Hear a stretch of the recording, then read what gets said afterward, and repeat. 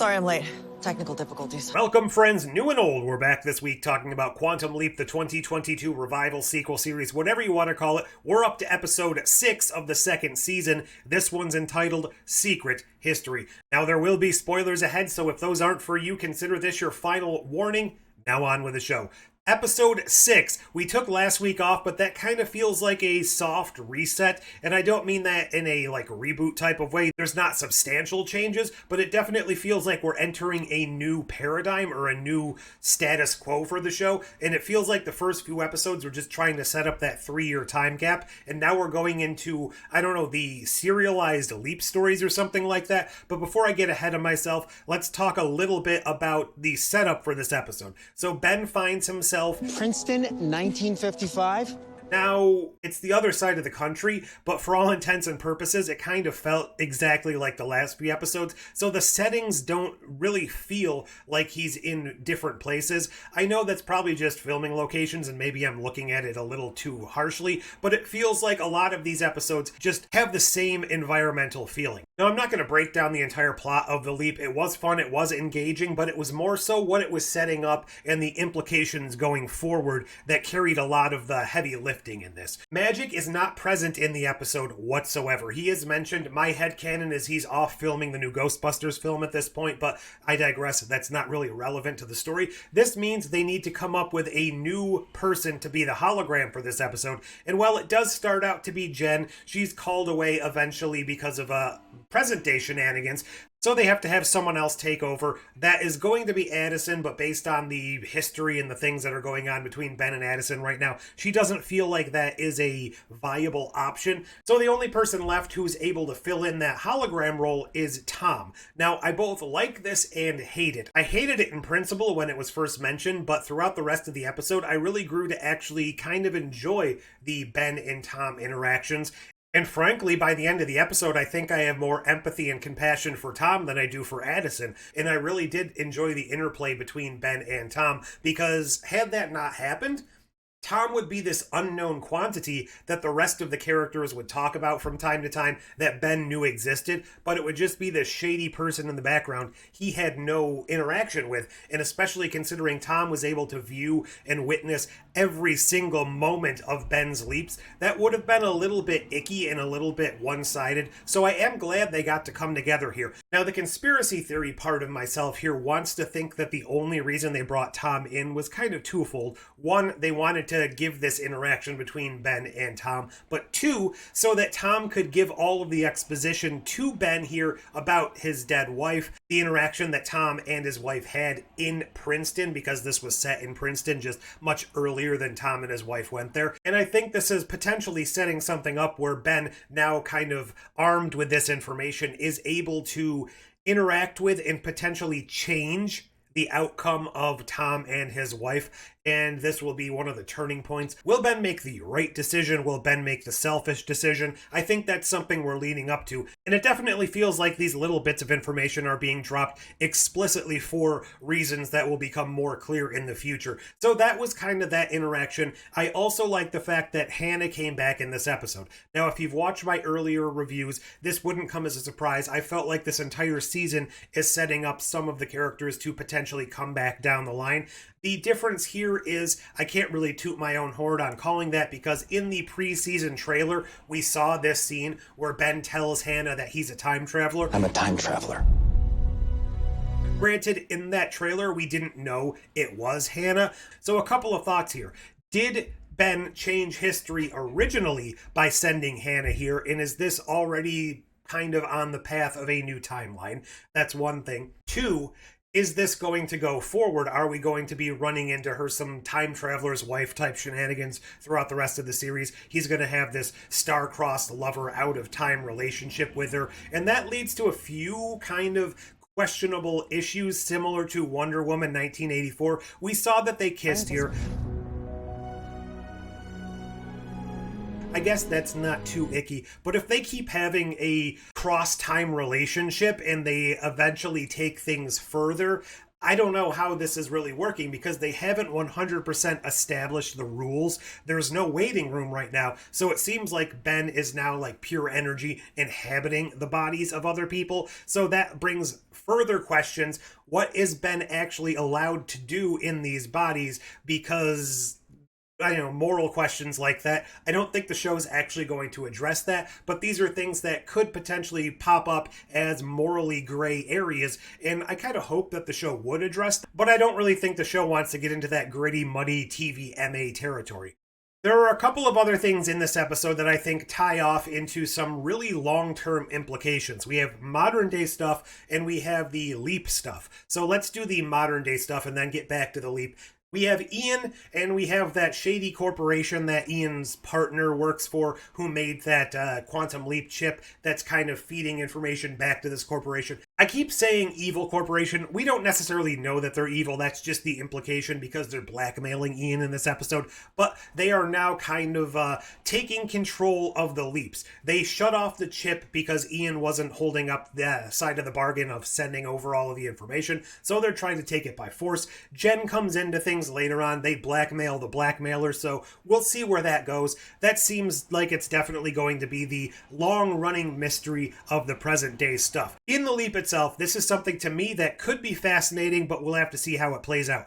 The entirety of the story is Ben is leapt into this person trying to find a lost, missing formula that Einstein and co. had come up with before Einstein's death, and they think that it's a formula for clean energy or fusion, something along those lines. But it turns out that when they decipher the formula later on, that it's actually going to be some sort of huge bomb that could take out cities, blah, blah, blah.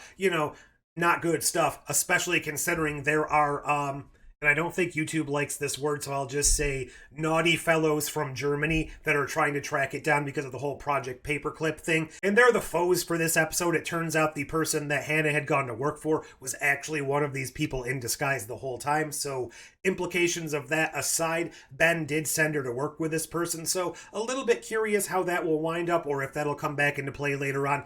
But the whole crux of this episode is that they can't let this formula out because it could end up destroying the world, especially with this coming out in the 1950s. So they destroy the formula. Somehow Hannah has a photographic memory. I'm not 100% certain that's not going to be a plot point later on. I don't know if that's going to be natural. I think there might be more going on there. But if it is just a quirk of fate and a quirk of nature, I guess I'll roll with it. It just seems a little bit too coincidental and a little bit too beneficial to be 100% just something she has. If she doesn't end up using it, whatever, that's beside the point. So let's say she decides to be a good girl and she never uses this formula. It dies with her, whatever.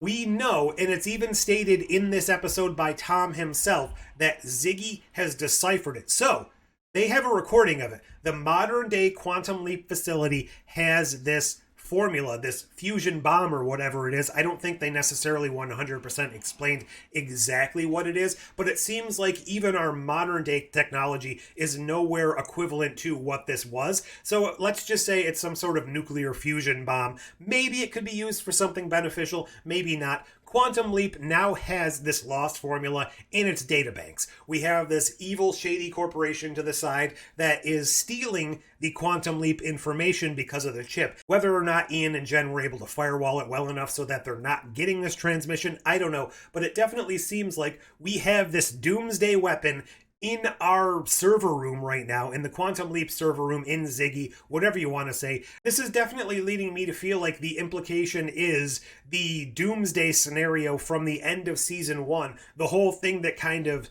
kicked off the beginning of season 1, the beginning of Ben leaping to save Addison, all that stuff is possibly because of this formula and it's getting into the wrong hands and all of that stuff. I don't know exactly how it ties in. We did get a reference here to Martinez and Ben thinking that Hannah might actually be another leaper. So that is a little bit of an interesting inclusion considering this is the first episode we've mentioned him in quite a while. And it's also the episode where we're possibly getting some of the genesis of all of this stuff. So it seems like maybe if you go back to that Roswell episode, remember, Ben gave the government agency the location of, was it Groom Lake, Nevada or something, to move their top secret Area 51 stuff to. So it seems like a lot of these off-the-cuff decisions Ben is making now in his emotionally damaged state, I guess you could say, are leading to substantial changes within the history of the world. Here's the part I'm just a little bit uncertain of. Were these changes already present in the timeline before Ben made that, or is he effectively altering the timeline so that all of our characters are living in a world where Area 51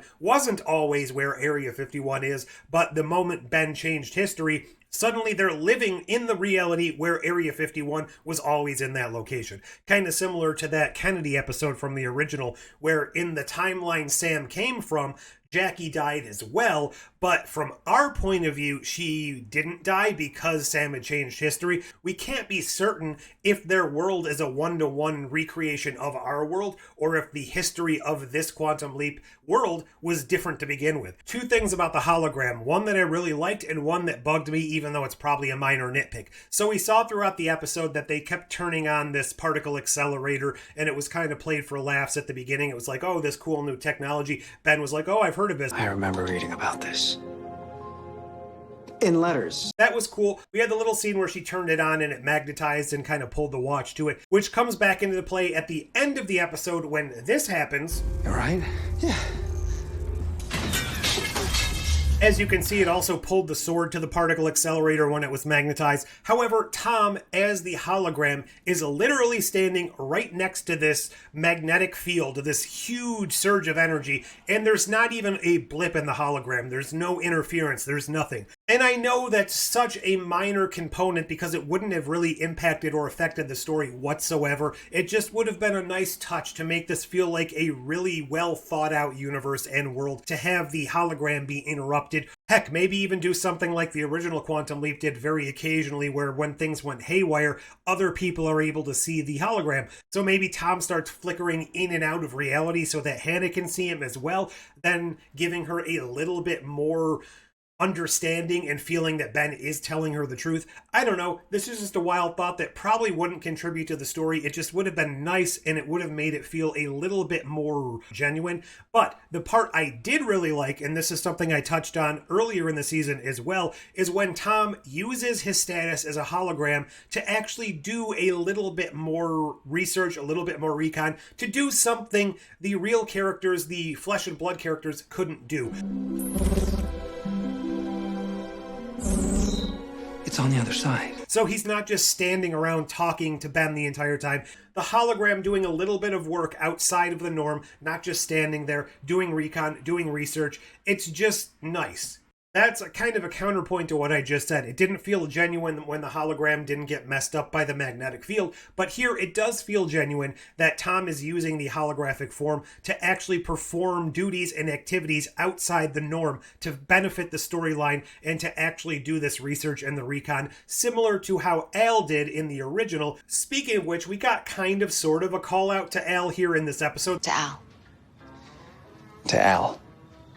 It wasn't the same Al, but I kind of took that as the creator's way of kind of honoring him as well. I don't know if that was planned or not. It just definitely felt very, very on the nose. So not only did I really enjoy this episode, I am very on board for the seemingly pivot or the new direction the show is taking as far as what Ben's purpose is in these leaps. Ben is now going a bit rogue. He's possibly going to be changing the timeline in ways that weren't necessarily foreseen or weren't necessarily the intention. He also has this through line with other characters who may pop into the show here and there, and these little, these nuggets of information, these details that seem to be tying the future story back to the past. So it seems like maybe all of these choices and changes in the past are what directly leads to either the end of the world or the Quantum Leap program being created in the first place.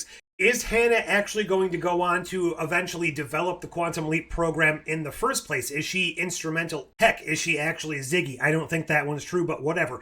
Are these shadowy organizations in the past tied into the shadowy organizations in the present or the future? And is all of this kind of tied up in some sort of predestination paradox? And is all of this kind of being puppeteered by someone behind the scenes, whether or not that be Sam, somebody evil, God, whatever you want to call it? I don't know, just throwing wild theories out there. But what did you think of this episode? What are you thinking of the season? What do you think of all of the choices and the changes? And where do you think we're going from here? Leave all your thoughts down below. Like, share, subscribe, do all those fancy YouTube things. But until next time, Our future is just someone else's past.